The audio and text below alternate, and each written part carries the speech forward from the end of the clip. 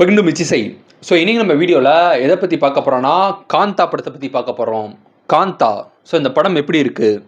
இந்த படம் பார்த்திங்கன்னா ஒரு வித்தியாசமான ஒரு படம் பார்க்கணும்னு நினைக்கிறவங்க, ஒரு ஆர்ட் ஃபிலிம் ரீதியாக ஒரு படத்தை எப்படி எடுக்கிறாங்க, ஒரு சினிமா பற்றின ஒரு பேஷன் இருக்கணும், பேஷனேட்டாக ஒரு படம் பார்ப்பாங்க இல்லையா? ஸோ அந்த மாதிரி ஆளுங்களுக்கு இந்த படம் வந்து கண்டிப்பாக ஒரு மஸ்ட் வாட்சபிள் மூவி அப்படின்னு நம்ம சொல்லலாம். ஸோ இந்த படத்தோட கதை பார்த்திங்கன்னா தமிழ்நாட்டோட ஃபஸ்ட்டு சூப்பர் ஸ்டாரான தியாகராஜ பாகவதர் அவரோட கதையை தழுவி எடுக்கப்பட்டது அப்படின்னு வந்து முதல்ல சொன்னாங்க. ஆனால் இது வந்து அந்த மாதிரி கிடையாது. அந்த கேரக்டர் மட்டும் இன்ஸ்பயர் ஆகி ஃபுல்லாகவே பார்த்தீங்கன்னா ஃபிக்ஷனாக கற்பனை ரீதியாக தான் படம் எடுத்திருக்காங்க அப்படின்னு சொல்லி இந்த படத்தோட டீம் வந்து சொல்லியிருக்காங்க. ஸோ ஆக்சுவலாக என்னென்னு பார்த்தீங்கன்னா இந்த படம் வந்து உண்மையான கதையா இல்லை கற்பனை கதையான்னு கேட்டாங்கன்னா கற்பனை கதை தான். ஆனால் பட் கேரக்டர்ஸ் பார்த்தீங்கன்னா அந்த தியாகராஜ பாகவதரோட அந்த கேரக்டரை இன்ஸ்பயர் ஆகி தான் வந்து துல்கர் சல்மான் வந்து அவர் நடிச்சிருக்காரு. ஸோ ஃபர்ஸ்ட் ஆஃப் ஆல் இந்த படத்தோட பெர்ஃபார்மன்ஸ் பார்த்தீங்கன்னா வந்து ரொம்ப அழகாக வந்து பெர்ஃபார்ம் பண்ணியிருக்காங்க. ஏன்னா படம் பூரா பார்த்தீங்கன்னா ஒரு செட்டுக்குள்ளே தான் நடக்குது. பெரிய பிராண்டு இதெல்லாம் ஒன்றும் இல்லாமல் ஃபுல்லாகவே பார்த்தீங்கன்னா அந்த ஆக்டிங் வந்து ரொம்ப நல்லா பண்ணியிருக்காங்க. படத்தோட ஆக்டிங் தான் பார்த்தீங்கன்னா இந்த படத்தோட உயிர் நாடின்னு வந்து சொல்லலாம். ஸோ துல்கர் சல்மான் ஆகட்டும், சமுத்திரக்கனி ஆகட்டும், அந்த படத்தில் நடிச்ச ஹீரோயின் ஆகட்டும், ராணா டகுபடி ஆகட்டும், இவங்களோட ஆக்டிங் தான் பார்த்தீங்கன்னா இந்த படத்தில் நின்று பேசுதுன்னு வந்து நம்ம சொல்லலாம். ஸோ ரொம்ப நல்லா வந்து எல்லாருமே ஆக்ட் பண்ணியிருக்காங்க. இந்த படத்தோட கதை என்ன அப்படின்னு பார்த்தீங்கன்னா, ஸோ ஒரு பெரிய டேரக்டர், ஒரு லெஜெண்டரி ஃபிலிம் மேக்கர், ஒரு பெரிய டேரக்டர் பார்த்தீங்கன்னா ஒரு படம் வந்து எடுக்கணும்னு நினைக்கிறாரு. ஒரு சினிமா பற்றி ஒரு பேஷனேட்டாக ஒரு படம் எடுக்கணும்னு நினைக்கிறாரு. அதுக்கு வந்து தான் இறந்து போன தன்னோட அம்மா பேரை வந்து வைக்கிறாரு. சாந்தா அப்படிங்கிற ஒரு பேர் வைக்கிறாரு. ஸோ அவர் பார்த்தீங்கன்னா வந்து ஒரு பேஷனேட்டாக ஒரு சினிமா பண்ணக்கூடிய ஒரு ஆள். அவரை பொறுத்த என்னென்னா இந்த கமர்ஷியல் படம்லாம் அவளுக்கு பிடிக்காது. ஸோ இன்னும் ஒரு 50 வருஷம் கழிச்சு கூட நம்ம படம் பேசணும் அப்படிங்கிற மாதிரி ஒரு படம் எடுப்பாங்க இல்லையா? ஸோ அந்த மாதிரி ஒரு காலத்துக்கும் அழியாத ஒரு படம் எடுக்கணும்னு நினைக்கக்கூடிய ஒரு கேரக்டராக வந்து சமுத்திரக்கனி அவர்கள் இருக்காரு. ஹீரோ கேரக்டரை வந்து நம்ம டிகே மகாதேவன் அந்த கேரக்டரில் பார்த்தீங்கன்னா துல்கர் சல்மான் நடிச்சிருக்காரு. அவர் எப்படின்னா பார்த்தீங்கன்னா மக்களுக்கு எது பிடிக்கும், மக்களுக்கு எது வச்சா பிடிக்கும், மக்கள் தன்னை எப்படி ரசிப்பாங்க அப்படிங்கிற மாதிரி ஒரு கமர்ஷியல் ஹீரோ, பக்கா கமர்ஷியல் ஹீரோ. ஸோ அவர் பார்த்தீங்கன்னா அவர் நடித்த 10 படம் வந்து மிகப்பெரிய ஒரு பிளாக் பஸ்டர் ஆயிருக்கு. ஆல்ரெடி மிகப்பெரிய ஒரு பிளாக் பஸ்டர் ஆயிருக்கு. ஸோ இவங்க 2 பேரும் சேர்ந்து படம் வந்து பண்ணுறாங்க. இவங்க 2 பேத்துக்குள்ளே பார்த்தீங்கன்னா ஒரு ஈகோ கிளாஷ் இருக்குது. ஆக்சுவலாக இவர் தான், ஸோ இந்த நம்ம டேரக்டர் தான் பார்த்தீங்கன்னா ஹீரோவை வந்து ஃபஸ்ட்டு இன்ட்ரடியூஸ் பண்ணியிருப்பார். அதுக்கப்புறம் இவங்களுக்குள்ளே ஏற்பட்ட சில ஈகோ கிளாஷால் என்ன ஆகும்னா, ஈகோ கிளாஷால் வந்து இவங்க 2த்துக்குள்ளே கொஞ்சம் விரிசல் வந்து இருக்கும். ஸோ ஆனால் படத்தோட ப்ரொடக்ஷன் கம்பெனி பார்த்தீங்கன்னா வந்து 2 பேர் டேரக்டர் வந்து 2 பேரும் ஆரம்பத்திலே பேசாமல் சண்டை போட்டு தான் இருப்பாங்க. ஆனால் ப்ரொடியூசர் டீம் வந்து ஹீரோ தான் வந்து பீக்கில் இருக்காரு, அவரை வச்சு பண்ணாதான் நம்ம படம் வந்து ப்ராஃபிட் சம்பாதிக்கும் அப்படின்னு சொல்லிட்டு டேரக்டரை கன்வின்ஸ் பண்ணி வந்து அவரை ஹீரோ வச்சு படம் எடுக்க வந்து ட்ரை பண்ணுறாங்க. ஹீரோவுக்கும் டேரக்டருக்கும் பார்த்தீங்கன்னா ஆரம்பத்தில் வந்து சுத்தமாக செட்டே ஆகலை. டேரக்டர் என்ன சொன்னாலும் ஹீரோ கேட்க மாட்டார், ஹீரோ சொல்கிறத டேரக்டர் கேட்க மாட்டார். ஒரு மாதிரி ஏட்டிக்கு முடியாக தான் இருக்காங்க. அதில் பாபுங்கிற ஒரு கேரக்டர் சொல்லி தான் வந்து அவங்க பாபுன்னு ஒரு கேரக்டர் அசிஸ்டன்ட் ஆக்டர் மாதிரி ஒருத்தர் காமிக்கிறாங்க. இவருக்கு என்ன வேணாலும் அவர்கிட்ட சொல்லுவார், அவருக்கு என்ன வேணாலும் அந்த பாபு கிட்ட தான் எல்லாரும் வந்து சொல்லுவாங்க. ஸோ இவர் பார்த்தீங்கன்னா இவர் ஆரம்பத்தில் ஹீரோ வந்து ஒரு டாமினேஷனாக இருக்கனால, ஒரு புகழோட உச்சியில் இருக்கிறதுனால அவர் வச்சதான் சட்டம் அப்படிங்கிற மாதிரி ஒரு இதில் இருக்கார். ஆனால் வந்து படத்தோட பேரை பார்த்தீங்கன்னா சாந்தா கிடையாது, காந்தா அப்படின்னு ஆரம்பத்திலே வந்து மாற்றிடுறாரு. இந்த டைத்தில் பார்த்தீங்கன்னா டேரக்டர் வந்து ஒரு புது ஹீரோயின் வந்து இன்ட்ரடியூஸ் பண்ணுறாரு. ஸோ அந்த ஹீரோயின் வந்து டேரக்டர் சொல்கிறது தான் கேட்குறாங்க. ஸோ ஆரம்பத்தில் பார்த்தீங்கன்னா இவங்களுக்குள்ளே வந்து ஒரு மாதிரி வந்து ஒரு ரிலேஷன்ஷிப் வந்து ஓடிட்டு இருக்குது. ஸோ இவங்க ஹீரோக்கும் ஹீரோயினுக்கும் பார்த்தீங்கன்னா ஆரம்பத்தில் வந்து 2 பேருமே கவர்ச்சி அழகாக இருக்காங்க. ஸோ 2 பேருக்கும் ஆரம்பத்தில் ஒருத்தர் மேலே வந்து ஒரு சின்ன ஒரு ஈர்ப்பு வந்து இருக்குது. காலப்போக்கில் என்ன ஆகுதுன்னா ஹீரோவுக்கு வந்து ஆல்ரெடி கல்யாணம் ஆகிருக்கு, ஆல்ரெடி வேற ஒரு பொண்ணோட கல்யாணம் ஆயிருந்தது. ஆனாலும் இவங்களுக்கு அந்த ஹீரோயினுக்கும் இடையில கொஞ்சம் சின்னதாக ஒரு பத்திக்குது. 2 பேரும் வந்து லவ் பண்ண ஆரம்பிக்கிறாங்க. இதுக்கிடையில் என்ன பார்த்தீங்கன்னா படமும் ஒரு பக்கம் ஷூட்டிங் போயிட்டு இருக்குது. ஹீரோயின் வந்து ஒரு உண்மையிலே சினிமாவில் நடிக்கிற மாதிரி உண்மையிலே லவ் பண்ண ஆரம்பிச்சிடுறாங்க. ஸோ ஹீரோவோட அந்த ஃபேமு, புகழ், அவரோட கரிஷ்மா அதெல்லாம் பார்த்து ஹீரோயின் வந்து அவங்க கிட்ட விழுந்துடுறாங்க. அவங்கள வந்து ரொம்பவே லவ் பண்ணி நம்ம திருப்பதி ஓடி போய் கல்யாணம் பண்ணிடலாம் அந்த அளவுக்குலாம் வந்து போயிடுறாங்க. ஸோ ஆனாலும் பார்த்தீங்கன்னா என்ன ஆகுதுன்னு பார்த்தீங்கன்னா அந்த பொண்ணை வந்து கொலை பண்ணிடுறாங்க. ஒருத்தர் வந்து பார்த்தீங்கன்னா கொலை பண்ணிடுறாங்க.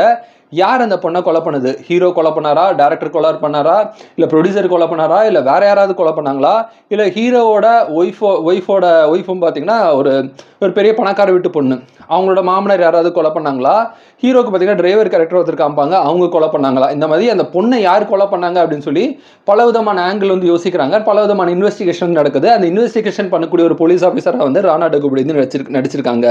கடைசியில் யார் தான்ப்பா அந்த ஹீரோயினை கொலை பண்ணா அப்படிங்கிறது பார்த்தீங்கன்னா ஃபைனல் கிளைமேக்ஸ் வந்து நமக்கு தெரிய வருது. ஸோ அதுதான் பார்த்தீங்கன்னா இந்த படத்தோட ஒரு சுருக்கமான ஒரு கதை வந்து சொல்லலாம்.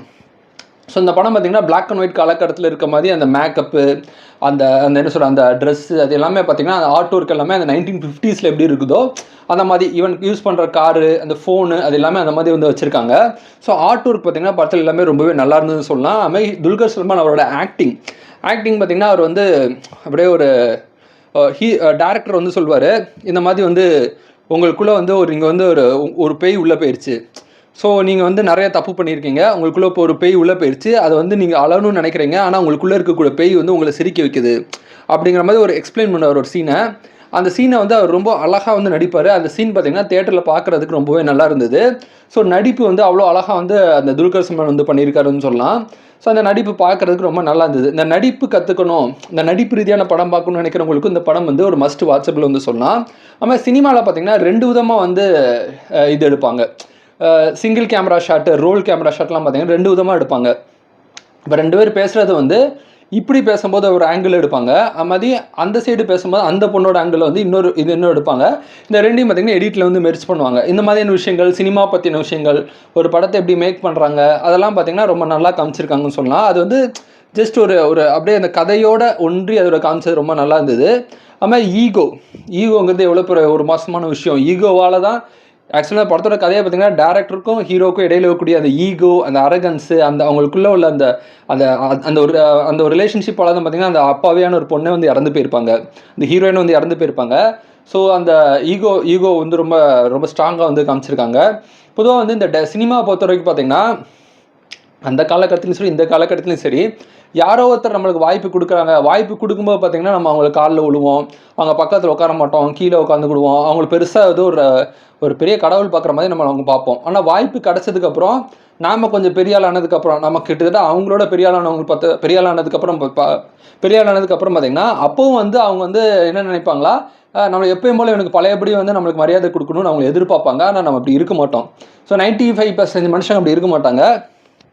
ஆனால் வந்து பார்த்திங்கன்னா அப்போவும் சில பேர் எக்ஸ்பெக்ட் பண்ணுவாங்க, இங்கே வேறு ஒன்றுமே இல்லாதப்போ என்கிட்ட வந்தப்போ எவ்வளோ அடக்கமாக இருந்த, இன்றைக்கி பெரிய ஆள் ஆனதுக்கப்புறம் எனக்கு திமிரேறிடுச்சு அப்படின்னு மாதிரி அவங்க நினைப்பாங்க, அவங்களோட பாயிண்ட் ஆஃப் வியூ வந்து நினைப்பாங்க. ஸோ இப்போ இவர் கூட சொல்லுவார், நீங்கள் வந்து எனக்கு வாய்ப்பு தான் கொடுத்தீங்க, வாழ்க்கை கொடுக்கல அப்படின்னு இவர் ஒரு சீனில் வந்து சொல்லுவார். ஸோ இந்த மாதிரி பார்த்திங்கன்னா இந்த மாதிரியான விஷயங்கள், ஸோ இதுதான் அவங்களுக்குள்ளே இருக்கக்கூடிய ஒரு பெரிய ஒரு சண்டை அதுன்னு சொல்லலாம். ஸோ ஹீரோ பார்த்திங்கன்னா அவர் வளர்ந்ததுக்கப்புறம் பொதுவாக வந்து இந்த பணம் பேர் புகழ் தான். இந்த பணம் பேர் புகழ் வந்ததுக்கப்புறம் நம்ம சொல்கிறத 4 பேர் கேட்பாங்க. நம்ம கையில் பணம் இருக்கா, புகழ் இருக்கா, பவர் இருக்கா, நம்ம சொல்கிறத 4 பேர் கேட்பாங்க. அப்படி கேட்கலனாலும் அவங்க கேட்டு தான் ஆகணும் அப்படிங்கிற சுச்சுவேஷன் வரும். அதுவே நம்ம தோல்வியில் இருக்கும்போது நம்மளுக்கு ஒரு பணம் பேர் புகழ்லாம் அங்கே மேலேருந்து கீழே உழம்போது பார்த்திங்கன்னா அது எல்லாமே ஒரு மாயவாக தெரியும். அப்போ நம்ம என்ன சொன்னாலும் அங்கே எடுபடாது. ஸோ சமுத்திரக்கனி பார்த்திங்கன்னா அவர் வந்து அந்த டேரக்டராக இருக்கக்கூடிய சமுத்திரக்கனி வந்து நிறைய படங்கள் வந்து இதுக்கு முன்னாடி வந்து ஃபெயிலியர் வந்து கொடுத்துருப்பாரு. அப்படி ஃபெயிலியர் கொடுத்தனால அவர் பண்ணக்கூடிய படத்துக்கு வந்து அவர் சொல்கிற பேச்சு எடுபடாது, ஹீரோவோட பேச்சு எடுபடும். ஹீரோட பேச்சு எடுபடுதுன்னா அவர் ஆல்ரெடி பெரிய 10 ஹிட் வந்து கொடுத்துருக்காங்க. சுருக்கமாக சொல்ல போனால் சினிமா பொறுத்த வரைக்கும் வெற்றி தான் பேசும் அப்படிங்கிற ஒரு விஷயத்த வந்து இந்த படம் பார்க்கும்போது ரொம்ப நல்லா வந்து தெரியுதுன்னு சொல்லலாம். ஸோ இந்த படம் பார்த்திங்கன்னா ஒரு ஆர்ட் ஃபிலிம், ஒரு நல்ல வித்தியாசமான ஒரு படம் பார்க்கணும்னு நினைக்கிறவங்க வந்து கண்டிப்பாக அந்த படம் வந்து தேட்டரில் போய் பார்க்கலாம். அந்த விஷுவல்ஸ்லாம் வந்து ரொம்ப நல்லா வந்து எடுத்திருக்காங்க. இந்த தேட்டரில் பார்த்திங்கன்னா இந்த பிளாக் அண்ட் ஒயிட் சீக்வன்ஸ் ஆகட்டும், அது எல்லாமே ரொம்ப நல்லா பேஷனேட்டாக வந்து பண்ணியிருக்காங்கன்னு சொல்லலாம். ஸோ இந்த படம் பார்க்கலன்னா கண்டிப்பாக பாருங்கள். இந்த வீடியோ உங்களுக்கு பிடிச்ச லைக் பண்ணுங்கள், ஷேர் பண்ணுங்கள், முயற்சி செய்து சப்ஸ்கிரைப் பண்ணுங்கள். தேங்க்யூ.